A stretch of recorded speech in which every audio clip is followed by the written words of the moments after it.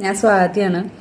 അപ്പോൾ എനിക്ക് first doctor പറഞ്ഞിരുന്നത് 4 കീമോയാണ്. 4 കീമോ കഴിഞ്ഞിട്ട് നമുക്ക് സ്കാൻ ചെയ്ത് നോക്കാമെന്ന് പറഞ്ഞു. അങ്ങനെ കോഴിക്കോട് മെഡിക്കൽ കോളേജിൽ 4 കീമോ കഴിഞ്ഞു. ഭയങ്കര ബുദ്ധിമുട്ടായിരുന്നു 4 കീമോയും. ആ 4 കീമോ ഒക്കെ കഴിഞ്ഞ് സ്കാൻ ചെയ്ത് CT സ്കാൻ ചെയ്തിട്ട് ഡോക്ടറെ കാണാൻ പോകുമ്പോൾ ഒരുപാട് പ്രതീക്ഷയായിരുന്നു. കാരണം ഒക്കെ ആവുന്നുണ്ട് എന്ന് ഡോക്ടർ പറയുന്നുള്ളൊരു പ്രതീക്ഷയിലാണ് ഡോക്ടറെ കാണാൻ ചെല്ലുന്നത്. അപ്പോൾ ഡോക്ടർ റിസൾട്ടൊക്കെ നോക്കിയിട്ട് പറഞ്ഞു, ഒരു മാറ്റവും ഇല്ല കേട്ടോ, അങ്ങനെ തന്നെയാണ് ഇരിക്കുന്നത്, ക്യാൻസർ സെല്ലുകളായിട്ട് കീമോ റിയാക്ട് ചെയ്തിട്ടില്ല എന്ന് പറഞ്ഞു. ഭയങ്കര വിഷമമായിപ്പോയി. ഇനി എന്താ ചെയ്യുക, കീമോ റിയാക്ട് ചെയ്യണില്ലല്ലോ, ഇനി എന്താ ചെയ്യുക.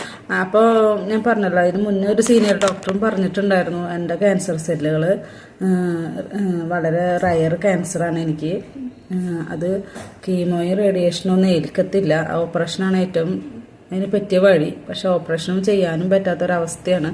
എന്നാലും വയസ്സ് ചെറുതാണെന്നുള്ള കാരണം കൊണ്ട് നമുക്കത് കീമോ ചെയ്ത് നോക്കാം എന്ന് വേറൊരു ഡോക്ടർ ഞങ്ങളോട് പറഞ്ഞായിരുന്നു, കോഴിക്കോട് മെഡിക്കൽ കോളേജിലെ സീനിയർ ഡോക്ടർ.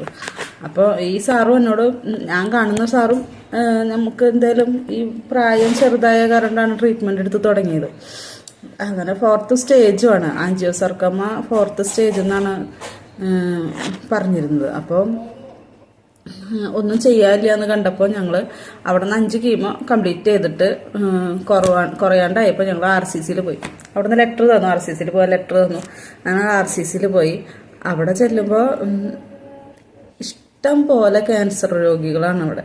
നമ്മൾ ഇവിടെ കാണുന്നമാരൊന്നുമല്ല, പിഞ്ചു കുഞ്ഞുങ്ങൾക്ക് വരെ അവിടെ ക്യാൻസർ രോഗമാണ്.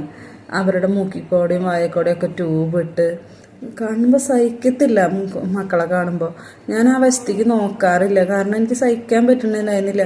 സ്കാനൊക്കെ ചെയ്യാൻ നിൽക്കുമ്പോഴൊക്കെ കുഞ്ഞുമക്കൾ ഇങ്ങനെ കൊണ്ടുവരുമ്പോൾ ഉണ്ടല്ലോ, നെഞ്ചങ്ങോട്ട് പൊളിഞ്ഞു പോണ മാതിരി തോന്നും. എന്ത് തെറ്റ് ചെയ്തിട്ടല്ലേ ക്യാൻസർ രോഗം എന്ന് പറയുന്ന ഒരു അസുഖം പറഞ്ഞ? തെറ്റിലൊന്നല്ല, നമ്മളൊരു തെറ്റും ചെയ്തിട്ടൊന്നുമല്ല, ദൈവം നമുക്ക് വിധിച്ചേക്കണത്. ഞാൻ വിചാരിക്കും, എന്തിനീ കുഞ്ഞുമക്കൾക്കൊക്കെ കൊടുത്തേക്കണേ ഇങ്ങനെ ഒരു വയ്യായി. അവർ ഈ ജനിച്ച് വീഴുമ്പോൾ ജീവിതം എന്താന്ന് പോലും അറിയണേക്കാൾ മുന്നേ അവറ്റങ്ങളൊരു വലിയൊരു രോഗമാണ്. വല്ലാത്തൊരവസ്ഥയാണ് മക്കളെ കാണുമ്പോൾ. എത്ര പിള്ളേർ രക്ഷപ്പെടുന്നുണ്ടാവും, എത്ര പിള്ളേരൊന്നും ചെയ്യാൻ പറ്റാണ്ട് മരണത്തിന് കീഴടങ്ങുന്നുണ്ടാവും. അപ്പോൾ വല്ലാത്തൊരവസ്ഥ. നമ്മൾ ഈ രോഗം വന്നാൽ തീരും, മനസ്സിൻ്റെ അഹങ്കാരവും വിദ്വേഷവും ഒക്കെ അവിടെ തീരും. കാരണം നമ്മളല്ലാണ്ടായി മാറും. കുറേ യാഥാർത്ഥ്യങ്ങൾ പഠിക്കും, ജീവിതം എന്താണെന്ന് പഠിക്കും, ജീവിതത്തിനോടുള്ള കൊതി എന്താണെന്ന് പഠിക്കും. ഓരോരുത്തരുടെ അനുഭവങ്ങൾ കേൾക്കുമ്പോൾ